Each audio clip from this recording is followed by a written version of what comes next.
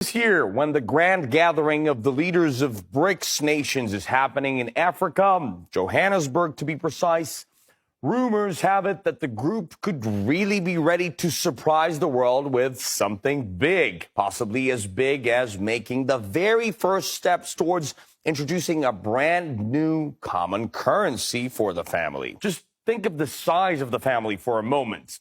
Brazil, Russia, India, China, and South Africa.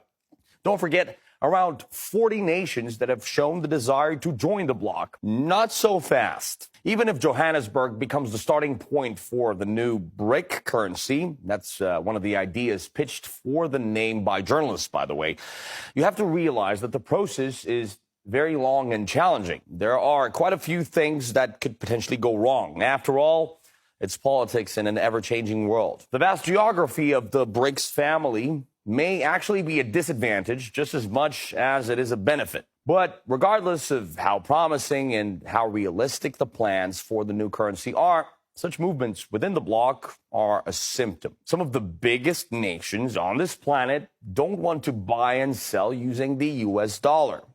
Even without the common currency, the use of national currencies in trade within the B.R.I.C.S group has been picking up pace. As a B.R.I.C.S family, we have discussed along with the new development bank the potential use of alternative currencies to the current internationally traded currencies, and looking at how we can strengthen the arm of the B.R.I.C.S Development Bank and also ensure that we do not become victims to sanctions that have secondary effects on countries that have no involvement in issues that have led to those unilateral sanctions. You may say that Brazil, for instance, isn't really under the threat of sanctions. Oh, you never know. But anyway, just have a listen to what their president recently said about the greenback. Every night I ask myself why all the countries have to base their trade on the dollar. Why can't we trade in our own currencies? Who was it that decided that the dollar was the currency after the disappearance of the gold standard? De-dollarization is not a myth. It's real, and the B.R.I.C.S countries are pioneers in it. While China and Brazil only reached a deal to trade in their own currencies in spring this year, a vast majority of trade cash flow between Russia and China, for example, is in yuan. And guess what? This serves as a great example for the rest of the world.